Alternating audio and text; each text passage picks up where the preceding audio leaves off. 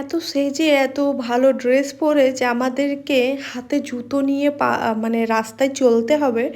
Seriously বন্ধুরা, আমি ভাবতেই পারিনি, কোনোদিন স্বপ্নে ভাবিনি এরকম হতে পারে। তো হ্যালো এভরিওয়ান, কেমন আছো সবাই? আশা করছি ভালো আছো। আলহামদুলিল্লাহ, সকলের দোয়াতে আমিও ভালো আছি এবং সকলকে জানাই আসসালামু আলাইকুম। আজকে যাচ্ছি হচ্ছে একটা বিয়ে বাড়ি মানে সকলের আনন্দ লাগে, বাট বিশ্বাস করো বন্ধুরা, মানে এটা অনেকজন অহংকার ভাবতে পারে, বাট এইরকম কোনো ব্যাপার নেই। আমার একটু গ্যাঞ্জাম একটু কম পছন্দ হয়, আমি খুব একটা ভালোবাসি না, মানে আমার মাইগ্রেনের প্রবলেম আছে, তো আমার গ্যাঞ্জাম তোমরা বুঝতে পারছো, যাদের মাইগ্রেন আছে তো সহ্য হয় না।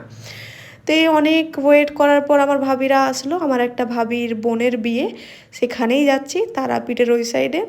যেহেতু তারাপীঠ ওই রামপুরহাট দিকে গেলে একটু বেশি লং, তো সেই আমাদের এদিকে শর্টকাটে যাওয়ার চক্করে যে আমাদেরকে এইরকম অবস্থাতে পড়বো আমরা সত্যিই ভাবিনি।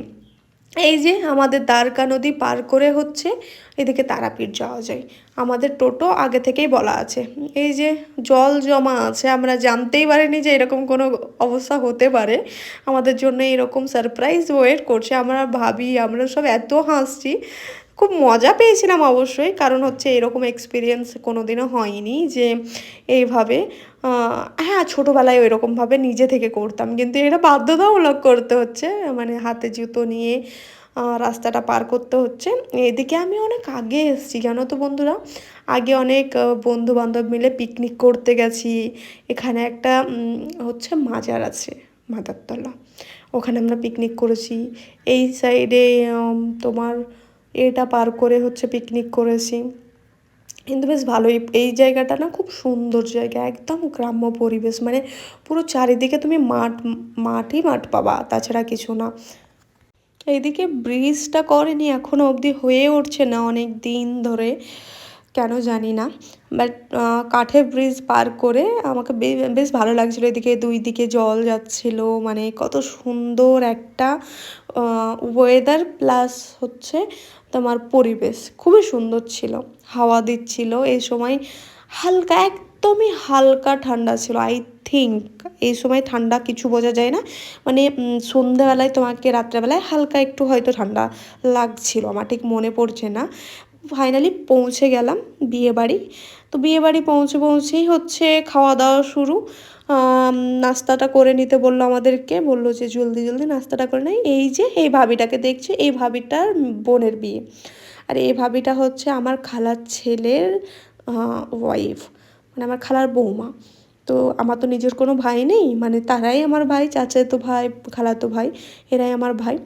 তো এই যে নাস্তাটা করে নিয়ে জাস্ট একটু আরাম করব, শান্তি বাবা। আর একটা সবথেকে মজার পার্ট তোমাদের সঙ্গে একটু শেয়ার করব। মজার পার্ট হচ্ছে এই ভিডিওটা এই মুহূর্তে আমি যখন আপলোড করছি, এই মুহূর্তে মেয়েটার যার বিয়ে ছিল সে এখন প্রেগন্যান্ট। মানে ভাবতে পারো, তোমাদের মনে হতে পারে যে হ্যাঁ হতেই পারে, 1-2 মাস প্রথমে হয়তো ভিডিওটা দিচ্ছ, না বন্ধুরা, প্রায় এক বছরের কাছাকাছি হতে যাচ্ছে তার বিয়ে, বুঝতে পারছো? আমি সেদিন ভাবিটার সঙ্গে শেয়ার করছিলাম যে তোমার বোনের বিয়ের ব্লগটা না আমার এখনও শেয়ার করা হয়নি। তো সে কি বলছে যে থাক তাহলে আর করতে হবে না, ওর বাচ্চাটা হবে নিয়ে তারপর করবে, মানে ভিডিও আপলোড করবে। আমার যে মজা লেগেছিল, যে সিরিয়াসলি ও প্রেগনেন্ট? যে হ্যাঁ ও প্রেগনেন্ট, তাই বলছে। 6-7 মাসের, না 6 মাসের না মাসের বললাম। তো যাই হোক, কি আর বলবো, আমি একটু অলস বা আমি ভিডিও করা একটু ছেড়ে দিয়েছিলাম, তার জন্য আপলোড করতে পারিনি। এগুলো ভিডিও ফোনেই দেখলাম পড়ে আছে, তো যখন ভিডিওগুলো কন্টিনিউ করছি তোমাদের সঙ্গে একটু শেয়ার করা যাক। খাবার দাবার খেয়ে হচ্ছে আমরা বাড়ি চলে আসলাম হচ্ছে বিকেলবেলায়।